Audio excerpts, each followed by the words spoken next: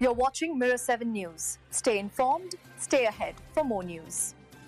It was a wild evening at the Etihad as Manchester City came away with a convincing 5-1 win over Burnley, but the story of the game was as much about Burnley's misfortune as it was about City's brilliance. The game began brightly for City when Jeremy Doku, who was electric all night, burst down the wing and caused havoc in the Burnley defense. His sharp play forced Maxime Esteve into an early mistake, and the Burnley defender accidentally turned the ball into his own net. That unfortunate touch set the tone for what would be a rough night for him. But Burnley didn't crumble immediately. They found an equalizer in the first half, when Jadon Anthony's shot deflected off Ruben Dias and wrong-footed Gianluigi Donnarumma. At that point, it felt like we had a contest on our hands. City, missing the influential Rodri through injury, struggled for a while to find their rhythm. Burnley, managed by Scott Parker, were organized and brave, and for about an hour they were right in the game. In fact, Lyle Foster nearly gave them a shock lead early in the second half.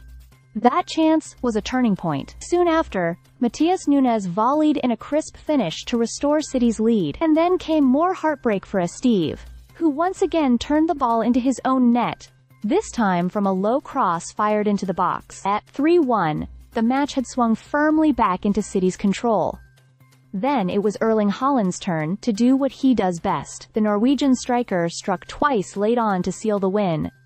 The first goal set up by yet another dazzling run from Doku. Haaland's second was a classic poacher's finish, capitalizing on Burnley's tired defending. By the time the final whistle blew, City had scored 5 and moved up to 4th in the Premier League table. For Pep Guardiola, it was a performance that highlighted both the struggles and strengths of his side. Without Rodri, City weren't at their most fluid, but the quality of players like Doku, Nunes, and Haaland eventually made the difference. Guardiola praised the team's spirit, pointing out that even when City's football wasn't at its sharpest, the collective defensive effort kept them in control. On the other side, Scott Parker couldn't hide his frustration at the scoreline.